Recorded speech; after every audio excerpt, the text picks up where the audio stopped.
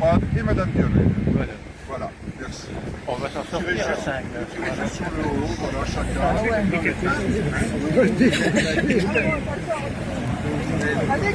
Gustave, mais retourne-toi s'il te plaît, qu'on puisse te voir. Allonge le bras. Attendez, attendez. Hein.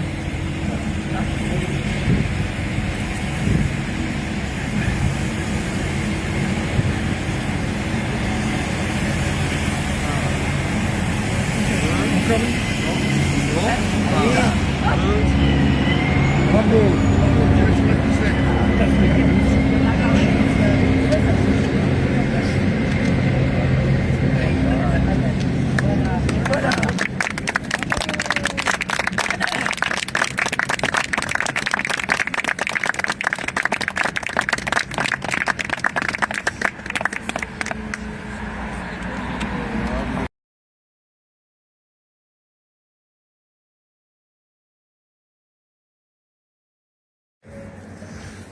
J'ai un peu d'émotion, vous en doutez, je n'ai pas non plus l'habitude.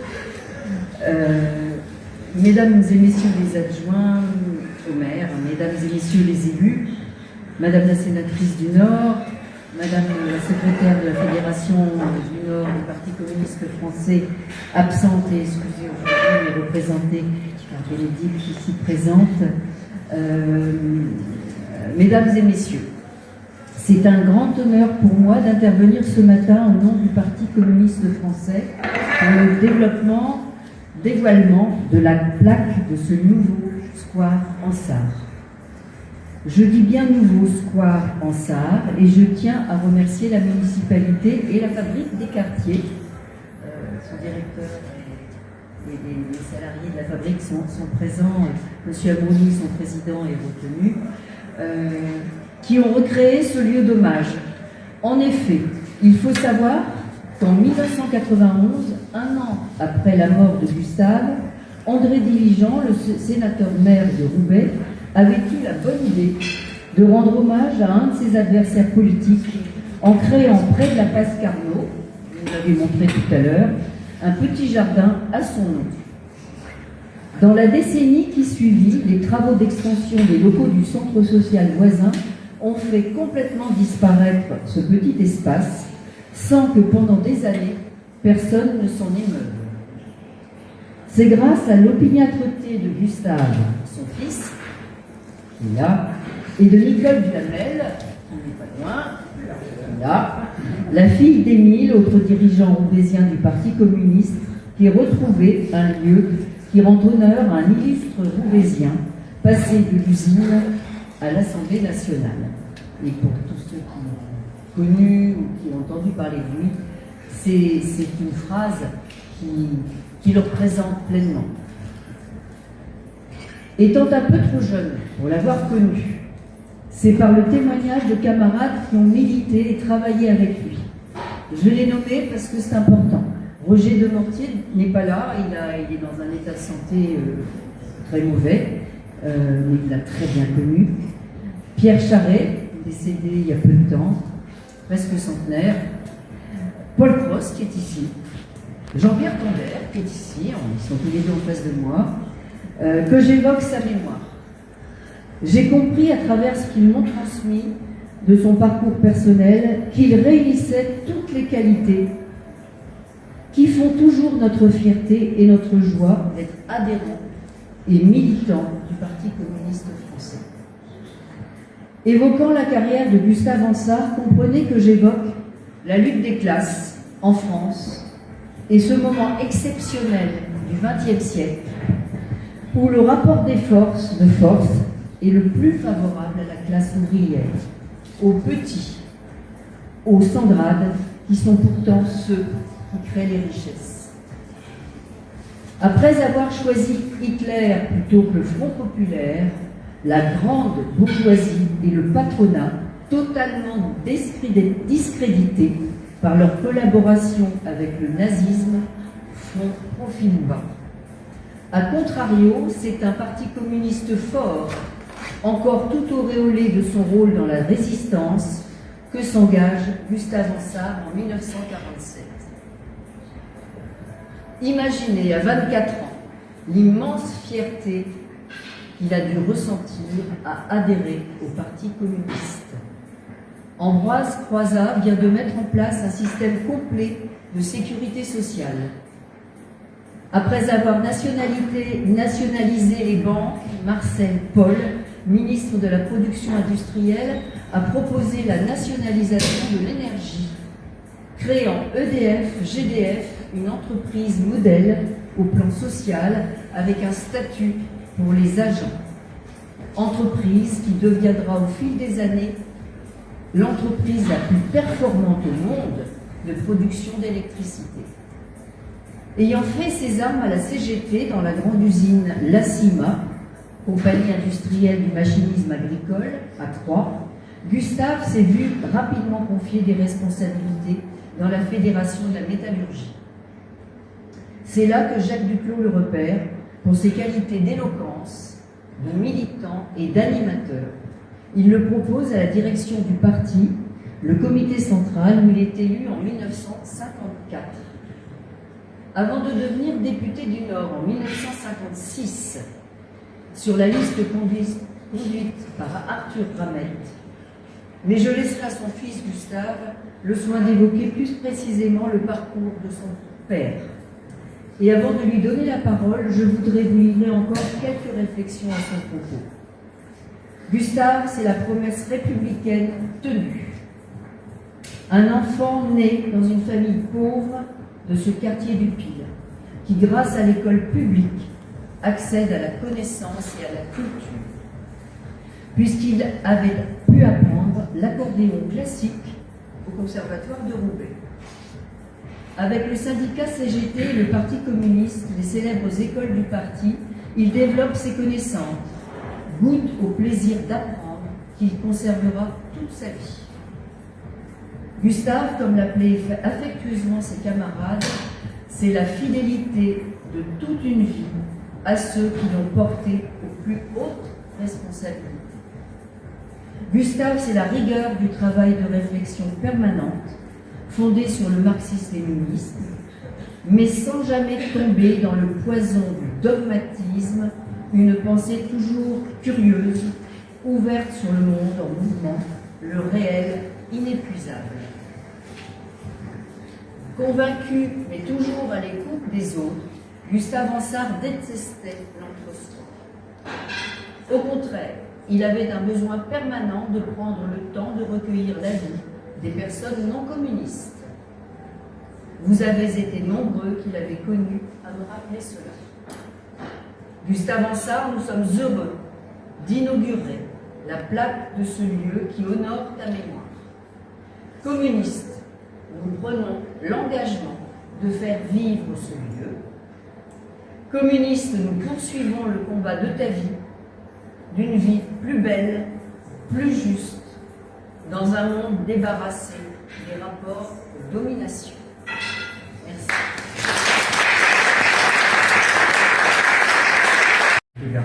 Et puis, Christiane, avant de commencer mon discours, enfin mon intervention, je dois excuser M. Fabien Roussel, le secrétaire national du PCF, qui m'a envoyé un message retenu par d'autres obligations, ainsi que Alain Wauquiez, on ne présente plus, député, maire de Saint-Amand-les-Eaux. Je voudrais saluer d'abord la municipalité représentée par M. Garcin et puis d'autres élus. Je voudrais remercier aussi la présence de Paul Cross, qui est là-bas dans le fond. Je ne le vois pas, il est un jour, qui a été longtemps le secrétaire parlementaire de Papa. Je dois excuser aussi Cathy Limmer, qui a été là pendant plusieurs décennies la secrétaire parlementaire de Papa et qui, à cause de problèmes de santé que nous espérons tous provisoires, n'a pas pu se déplacer. Alors, M.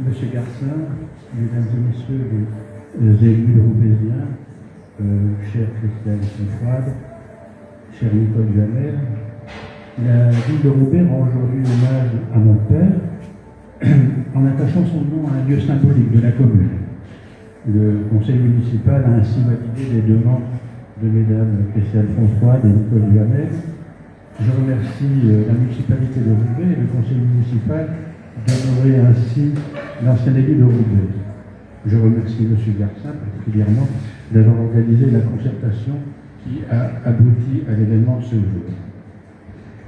La majorité municipale n'appartient pas à la famille politique de mon père et célèbre cependant la mémoire de celui qui fut un militant communiste de premier plan. Je salue cette démarche qui a laissé de côté les considérations partisanes en privilégiant l'effort de mémoire qui exalte la riche histoire sociale, le riche passé de notre ville de Roubaix. En faisant ce choix, vous faites, mesdames et messieurs les élus de tous bords, honneur à la démocratie et offrez à la jeunesse, en ces temps troublés, une belle image de la politique. L'histoire de mon père commence ici, dans le quartier Lupine. Octavie, sa maman, est ouvrière dans le textile, issue de l'immigration flamande du début du siècle dernier. Elle est bilingue. Joseph, le papa, est ouvrier. Après avoir tenu un café boulevard de Beaurepaire, pour échapper au chômage, il entre à la CIMA à Croix. La famille réside rue Marie-Cousine. Alors le pile, comment ne pas en parler sans émotion? Un village dans la ville, avec son histoire, ses codes, ses personnages hauts en couleur, ses solidarités, sa singularité politique et ses piliers. Alors les piliers, dans mon souvenir, c'est un terme qui sert à désigner un gamin, un ado espiègle, plutôt taquin et bagarreur, mais généreux et respectueux des anciens.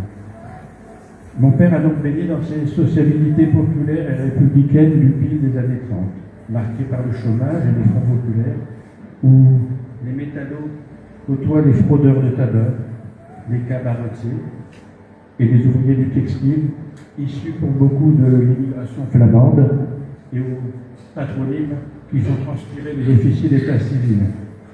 Van de Meulebroek, Van Grevelinge, Van de Winkel, pour ne citer que mes copains d'école.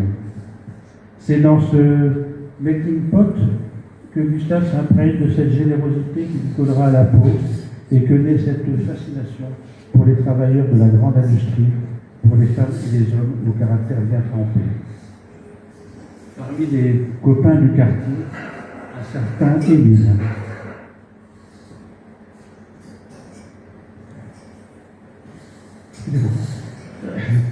Émile Duhamel, décrit par le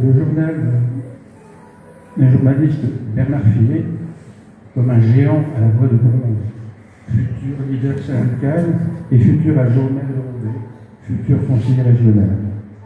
Plus de 50 ans de complicité et d'amitié entre ces deux-là. Le journaliste Bernard Fillet, lui encore, se souvient.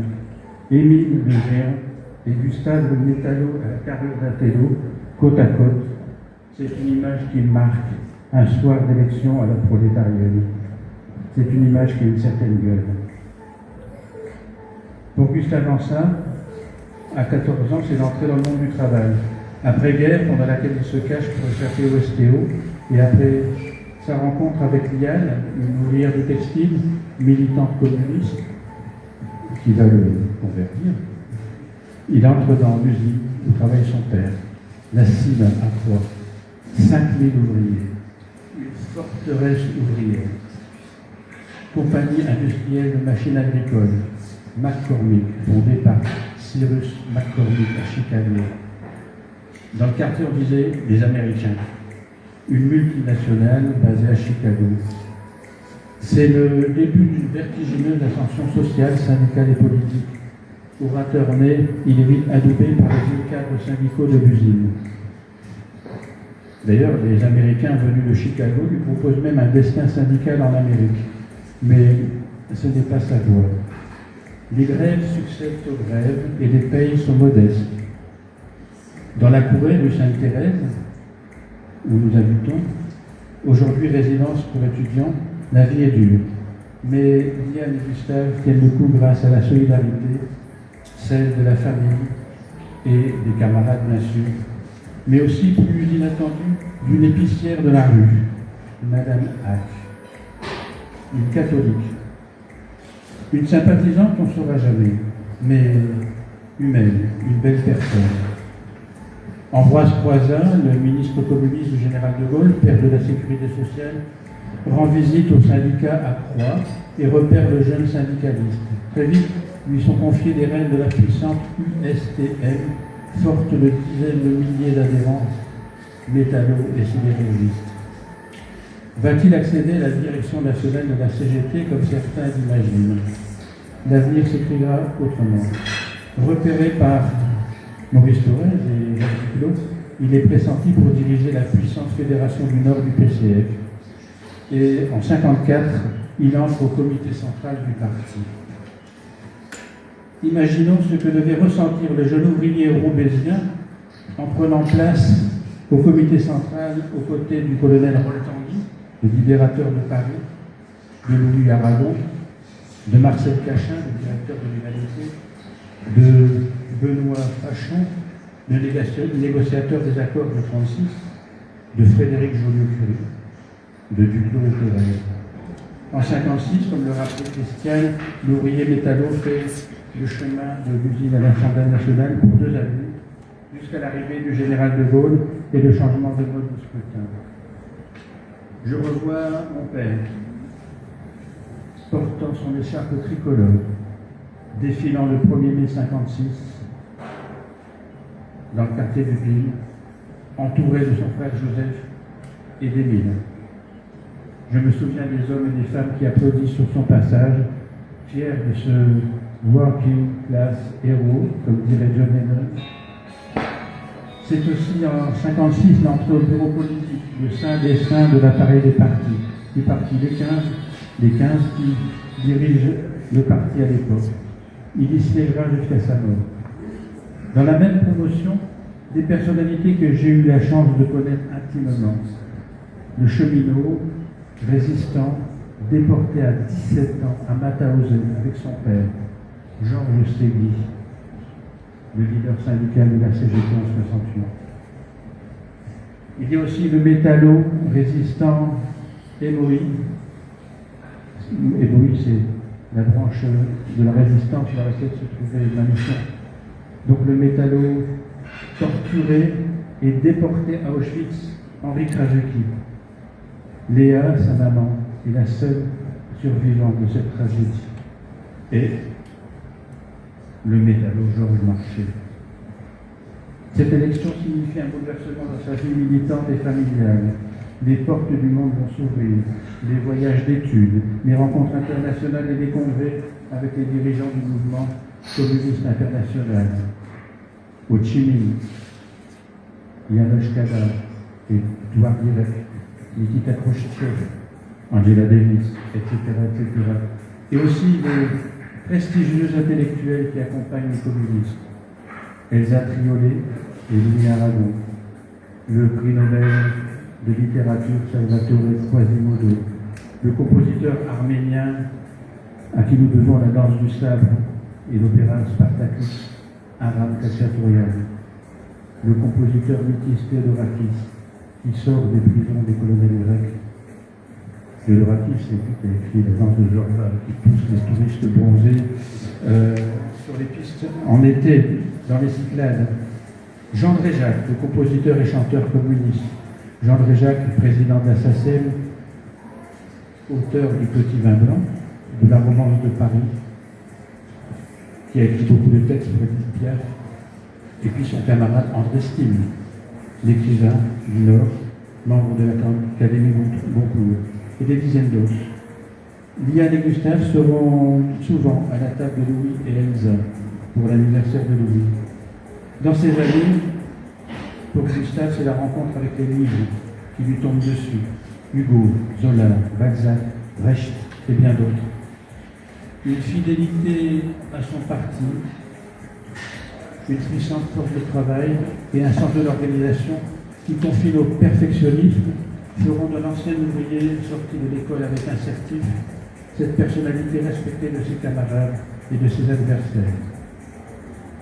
Il conduira les grands luttes contre la désindustrialisation pour le maintien des activités textiles et sidérurgiques. À la tribune de l'Assemblée, celle de la région, dont il est l'un des pionniers avec Pierre Mauroy et Noël Joseph, au Parlement européen, où il fut avec deux autres le premier communiste français dans cette institution, il entend être l'avocat des sables de joie. C'est avec le Parlement européen qu'il fera le premier grand voyage à Washington et à la Maison-Blanche. Je précise, après avoir refusé de signer le fameux document, il fallait répondre à des questions telles que êtes-vous homosexuel ou êtes-vous communiste? Député de Denain en 1973, il est élu à la présidence de la Commission de la production et des échanges. Pacifiste et anticolonialiste, il milite pour la paix en Algérie et l'indépendance du peuple algérien. Ses prises de position pour l'Algérie lui vaudront en 1962 une condamnation à mort par l'OAS, signée de la main du général Félon Salon. Le plasticage de son journal Liberté, des menaces d'attentats sur la Fédération, sur la librairie, et notre famille qui réside cette année-là à l'Ébonard. Allée que vous imaginez en émoi dans tous ces événements. Ouvrier d'origine, défenseur de la classe ouvrière, il refuse cependant l'ouvriérisme. Il rejette la vulgarité. Il a le souci de s'exprimer dans un bon français, une belle langue, toujours enrichie par les lectures et la fréquentation des lettrés, qui fait entrer en nombre dans l'appareil du parti. Il rejette aussi l'outrance et le populisme. Il disait « Nous sommes dans le pays de la mesure et l'outrance est mal ». Il ne se connaissait pas d'ennemis, il avait des adversaires. Et Alain Bocquet rappelait, il disait « Tu peux tirer, je n'ai pas d'arme ». Brillant orateur, il entend faire œuvre de pédagogie. Ses discours et ses éditoriaux hebdomadaires en liberté sont truffés de belles citations. Soucieux de présenter une belle image de son parti, il soigne son apparence. Une élégance sobre. Je vais aussi parler de son culte de l'étude. Lire, se cultiver, pour s'élever, se libérer, apprendre des autres et apprendre des autres. L'ouvrier autodidacte s'entoure de grands intellectuels, que sont les philosophes Jacques Millot et le sociologue Michel Simon, et son ami, le journaliste Jacques Estager. J'en profite pour saluer M. Tourbière, qui a longtemps dirigé le journal Liberté, qui malheureusement n'existe plus aujourd'hui. Appelé à diriger ce quotidien régional Liberté en 1958, il va devenir avec Jacques un véritable patron de presse. Il montrait en toute occasion ce respect des militants, en particulier des anciens, au premier rang desquels ceux qui avaient connu la déportation, la torture, la clandestinité. Il évoquait, avec des sanglots dans la voix, Henri Martel, le député maire de Saint-Lenoble, qui apprendra en prison, au bagne d'Alger, que ses deux fils, Germinal et Eman, ont été fusillés par les nazis. Il parlait avec émotion de Virgile Barrel, le député de Nice, dont le fils, jeune ingénieur, résistant, torturé et assassiné par Klaus Barbie. Cet humanisme que nous célébrons aujourd'hui, au-delà de nos convictions respectives, avait une marque de fabrique. Estelle disait l'école de la République et ses maîtres. Il se souviendra longtemps, souvent, de son maître de l'école, de Pierre de Robert, M. Lorich. Une rencontre fondatrice, comme chacun d'entre nous, si un jour, a pu en faire. Au conservatoire, on apprend l'accordéon classique. Il se trouve à Moscou, à Washington, à Hanoï, à Berlin, à Strasbourg, à ses interlocuteurs qui le questionnaient sur son bagage universitaire. Il répondait fièrement « Moi, je viens de l'université du pays. » Monsieur le maire, mesdames et messieurs les élus, Vous qui faites face aux défis de cette grande ville en mutation, je me permets humblement, modestement, de vous délivrer un message. Aidez toujours plus l'école et ses maîtres. Le pari sur l'intelligence, l'éducation et la culture permet de former les citoyens éclairés et ainsi de faire reculer ces poisons que sont le racisme, le fanatisme, l'égoïsme et la bêtise. Il admirait Éluard, dont 2 vers figurent sur sa tombe. Au nom de mon espoir, je m'inscris au colombe. Puissent les enfants qui fréquenteront ce joli square, tenant la main de leur maman et leur papa, grandir et vivre dans un monde de paix, étudier, se cultiver et devenir des citoyens épanouis et libres. Merci, M. Garcin et les personnalités de la municipalité. Merci les camarades, ces camarades à l'USLAC, parce que beaucoup l'ont connu. Merci aux citoyens présents malgré le froid. Merci de cette belle cérémonie républicaine, au cours de laquelle des femmes et des hommes, le temps d'un hommage, se sont rapprochés en honorant un fils de Roubaix. Vive Roubaix et vive la République.